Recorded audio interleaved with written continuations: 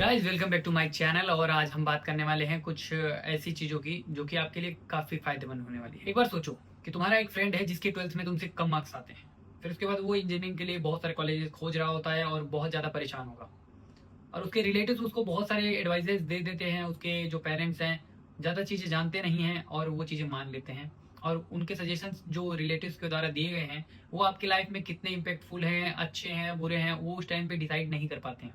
लेकिन उनको लगता है कि ये आदमी कामयाब हो गया था तो वो कुछ सही राह ही दे रहा होगा। कुछ लोग कामयाब नहीं रहते तो वो भी ये सलाह दे देते हैं और आपके पेरेंट्स मान जाते हैं। इसका तोड़ कोई नहीं है, लेकिन मैं आपको जो तोड़ देने वाला हूँ उससे शायद आप कुछ फ़ायदा उठा सको। तुम्हारा दोस्त जो कि इंजीनियरिंग कॉलेज के लिए कंफ्यूज था और उसके रिलेटिव्स उसको बोल रहे थे कि एलपीयू ले लो, काफ़ी अच्छा कॉलेज है, नामी गामी। तो उसने उस टाइम पे एडमिशन ले लिया। फिर उसके बाद 4 साल बाद उसने 12 से 15 लाख की फीस भरी। और अब उसकी जो प्लेसमेंट सेशन स्टार्ट हुआ तो उस बच्चे ने उस टाइम पे बहुत मौज काटी और उसने प्लेसमेंट ली 3 से 4 लाख की। अब 3 से 4 लाख की प्लेसमेंट लेने के बाद रोजमर्रा की जो जिंदगी है उसमें उसने सोचा कि यार मेरे साथ ऐसा ही होना था क्या, 3-4 लाख की जॉब के लिए ही मैं बना था। तो उस टाइम की गलती आपकी है। आप नहीं पढ़ रहे थे। एलपीयू बहुत अच्छा कॉलेज है, नो डाउट, लेकिन इसमें गलती आपकी थी। तो जब भी कॉलेज में एडमिशन लें तो उस टाइम पे पहले से ही फिगर आउट कर लें कि आपको कहाँ एक्सप्लोर करना है। मौज मस्ती करनी है उसका अलग टाइम पीरियड बनाएं और बाकी चीज़ों के लिए, एकेडमिक्स के लिए अलग से टाइम निकालें। मैं विशाल जो कि इंजीनियरिंग का फाइनल ईयर स्टूडेंट रह चुका हूँ। अब मैं यही फिगर आउट कर रहा था कि यार इंडिया में सारे के सारे कंसल्टेंसीज और बाकी लोग हैं जो कि हमेशा यार फेक चीजें बोल रहे हैं। मैं बनारस से जयपुर आया था अपनी एक यूनिवर्सिटी, जेईसी यूनिवर्सिटी के नाम से है, तो वहाँ पे एडमिशन लेने के लिए। तो मुझे उस टाइम पे काउंसलर्स बाकी सारी चीज़ों ने इतने मिसलीड ही किया था उन्होंने, और बाकी सारी रियलिटी भी नहीं बताई थी।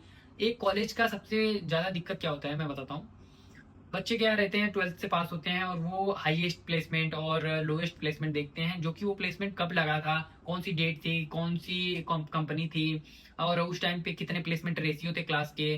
तो ये सब चीज़ें आपको देखना चाहिए। पहली बात तो रेडिट जैसी वेबसाइट है और बाकी सारी चीज़ें हैं तो आपको वहाँ पे चेक करना चाहिए। गूगल पे जो फैक्ट्स दिए गए हैं वो ह्यूमनाइज ही होते हैं, और जहाँ जहाँ डेटा हम लोग देते हैं वहीं से वो डेटा कलेक्ट करके आपको देता है, चाहे चैट जीपीटी हो चाहे कोई भी हो। Hey guys, मैं हूँ विशाल और आज आप देख रहे हैं सी विद विशाल के साथ बाकी कॉलेजेस और जो भी स्टूडेंट की लाइफ होती है मैं आपको सब कुछ दिखाऊंगा। देखो मेरे पेज पे मैं आपको ये चीजें एक्सप्लोर कराना चाहता हूँ कि एक जब स्टूडेंट कॉलेज जाता है तो उसको क्या क्या मतलब चीजें मिलती हैं। जैसे बजट वाली ट्रिप हो गई, फिर उसके बाद फाइनेंस हो गया कि वो अर्निंग कैसे कर सकता है। बाकी कॉलेज में गाइडेंस के लिए आप मेरा चैनल देख सकते हो, और बाकी एक्टिविटीज़ के लिए देख सकते हो। जो भी इवेंट्स होते हैं, कॉम्पिटिशन्स होते हैं, बाकी सारी चीज़ें होती हैं, तो सारी चीज़ों के अपडेट्स इस पे मिल जाएंगे आपको। अभी मैं देख रहा हूँ कि इस पेज को मैं बहुत ज़्यादा मतलब एक्सट्रैक्ट करने वाला हूँ और बहुत सारी चीज़ें इसमें इंप्लीमेंट करने वाला हूँ। मेरी जो डेली लाइफ की ब्लॉग्स रहेंगे उसमें भी मैं इन्फॉर्मेटिव चीज़ें आपको बताता रहूँगा जो कि आपके काम की होगी। तो आप लोगों को सब्सक्राइब करने के लिए मेरे पास बहुत सारे वैलिड रीजन रहेंगे कि आप इसलिए मुझे सब्सक्राइब करो। ठीक है, इसी बात पे सब्सक्राइब करते हैं। देखो एलपीयू की ये वीडियो जो मैं बना रहा हूँ इसका रीज़न है एक।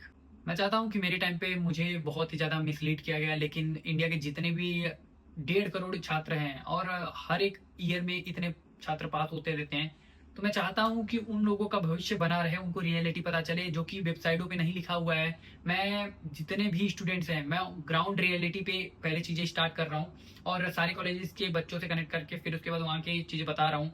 तो इसमें मेरे लिए बहुत ज़्यादा टाइम थोड़ा कंज्यूमिंग है, लेकिन ये सब चीज़ें रियलिटी ग्राउंडेड बता रहा हूँ मैं आपको। और कुछ टाइम में मैं खुद जाके और वहाँ से ब्लॉग्स बनाऊंगा और आपको वो चीज़ें ग्राउंड रियलिटी बताऊंगा कि क्या सीन है और कैसा क्या है। पहले ये समझ लो कि मैं कोई एलपीयू का छात्र नहीं हूँ, स्टूडेंट नहीं हूँ, मैं इंजीनियरिंग का एक छात्र रह चुका हूँ। तो अभी जो मैं चीज़ें आपसे शेयर करने वाला हूँ वो सब चीज़ें फैक्ट रहेंगे और ग्राउंड रियलिटी पे रहेंगी। और मैं किसी कॉलेज का ब्रांड एम्बेसडर नहीं हूँ। तो मैं ये सब चीज़ें इसलिए कर रहा हूँ क्योंकि आप लोगों का इसमें भलाई है और मेरा जो फैन बेस है जितना बढ़ रहा है ना, मुझे वही चीज़ें यार ऐसे मोटिवेट कर रही है कि मैं आपके लिए काम करूं और करूं। मेरे पास जो भी ब्रांड डील्स आती हैं, मान लो कोई शूज की आ गई, फिर उसके बाद घड़ी की आ गई, तो ये सब चीजें मुझे आप लोगों ने ही दिया है। इतना 15,000 सब्सक्राइबर, इसके लिए आपका थैंक यू।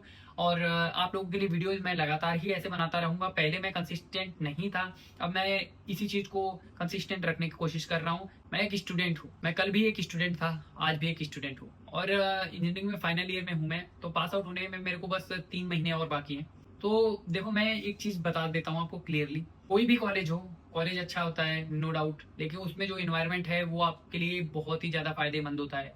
आप उसमें क्या एक्सप्लोर कर रहे हो, अच्छे लोगों को एक्सप्लोर कर रहे हो, खराब लोगों को एक्सप्लोर कर रहे हो, आपके ऊपर है। और आप जितना ज़्यादा क्लब्स में, इनिशिएटिव्स में और बाकी सारी चीज़ों में मतलब एक्सप्लोर करते हो, भाग लेते हो, जो भी चीज़ें हैं, तो आप फ़ायदा उसको वहाँ से उठा सकते हो। जैसे कि मैंने भी बहुत सारी चीज़ें में पहले मैंने ना, मैं आपको बताता हूँ, मैंने सिंगिंग की थी, उसमें भी मैंने कॉम्पिटिशन जीता। देन फिर उसके बाद मेरा हो गया कि यार अब इसको खत्म करते हैं, चलो चल अब दूसरी चीज़ पे चलते हैं। मैंने कॉलेज लाइफ में सब कुछ ट्राई किया, डांसिंग, सिंगिंग और बाकी सेमिनार्स, और 70 से 80 लोगों को मैंने बहुत सारी चीज़ों में समझाया है कि कैसे क्या किया जाता है।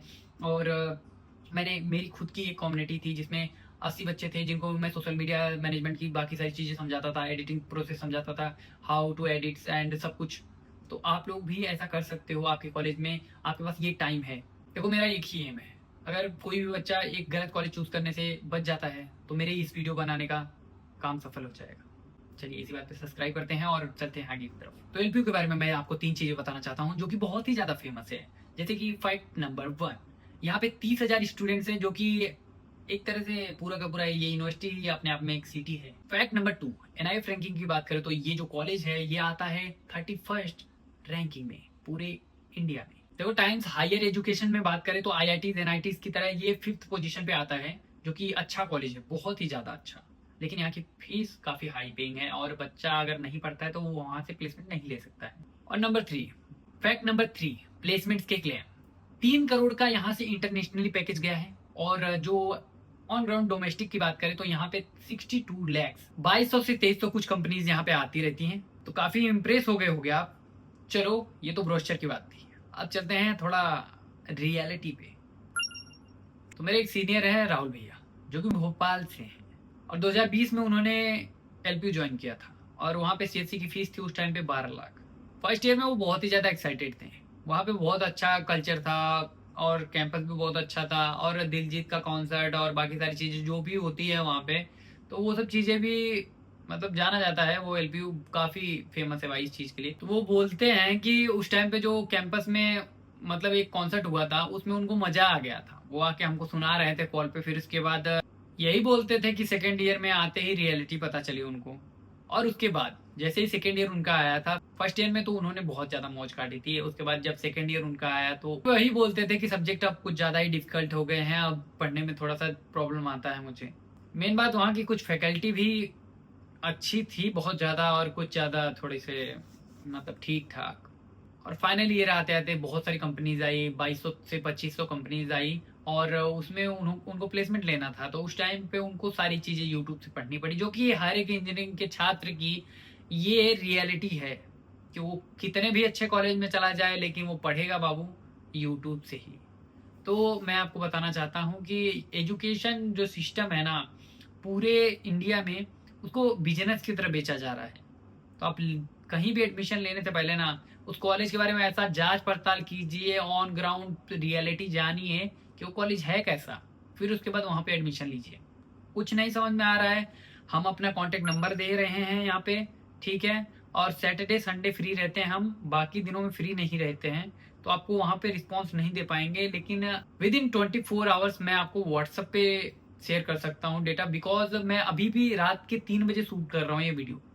तो आप समझ सकते हो कि अगर आपका भविष्य मेरे हाथों में है ना, तो मैं ये चाहता हूँ कि आप मेरे से कनेक्ट करो। और मैं अगर आपकी हेल्प कर रहा हूँ तो मुझे भी बाद में आपसे हेल्प चाहिए होगी, और वो हेल्प मैं ले लूंगा आपसे बिना पूछे। तो वो हेल्प यही होगी मेरे मित्र कि आप जैसे ही कामयाब होगे ना, उस टाइम कोई अच्छा पोजीशन पे गया, करोड़ों की कंपनी हुई, तो बाबू थोड़ा सा पैसा मत भेजना, थोड़ा नाम वाम ले लेना तो अच्छा लगेगा। ठीक है, मिलते हैं। और हाँ, राहुल भैया की प्लेसमेंट लगी थी 3.8 LP की, तो उन्होंने 12 लाख इन्वेस्ट किए, ठीक है। बिजनेस मोटा मोटा बताते हैं, बिजनेस में 12 लाख उन्होंने इन्वेस्ट किया, अब उनको मिल रही है 3.84 लैक्स पर एनम। अब अगर उन्होंने थोड़ा सा और मेहनत कर लिया होता, वो गलती उनकी है भाई, गलती उन्हीं की है। अगर उन्होंने मेहनत किया होता, वो कॉलेज में इतनी सारी कंपनीज आ रही हैं, एक भी कंपनी उनको नहीं लेती। आपको समझ में नहीं आ रहा ये बात? तो वो खुद लायक नहीं थे, इसलिए उनको इतना का पैकेज मिला। बहुत सारे बच्चे उनके उनके क्लास के पास आउट, जो मतलब जो उनके साथी थे, उन्होंने 17-17, 18-18 लाख का पैकेज उठाया वहां से। समझ रहे हैं, दिक्कत उन्हीं में थी। तो दिक्कत हर एक स्टूडेंट के अंदर ही होता है, जब वो ऐसा 12th के बाद घर से बाहर आता है ना, तो फिर उसके बाद उसको खुला परिंदा बन जाता है। उड़ना है बाबू, उड़ना है हमको, तो समझ रहे हैं। उड़ना उड़ना ठीक होता है, अपने भविष्य के लिए उड़िए, उड़ान भरिए, लेकिन हवा में ज़्यादा ना उड़िए, नहीं तो पर कट सकता है बाबू।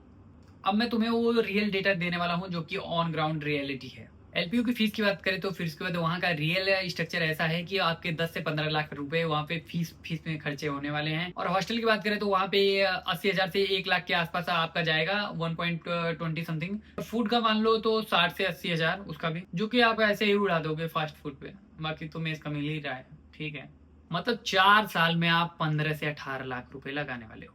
टोटली बोल दूं तो 20 लाख रुपए। 20 लाख अगर कहीं पे लगा रहे हो ना, तो औकात है पढ़ने की तभी पढ़ो बाबू, नहीं तो फिर उसका लेने की जरूरत नहीं है।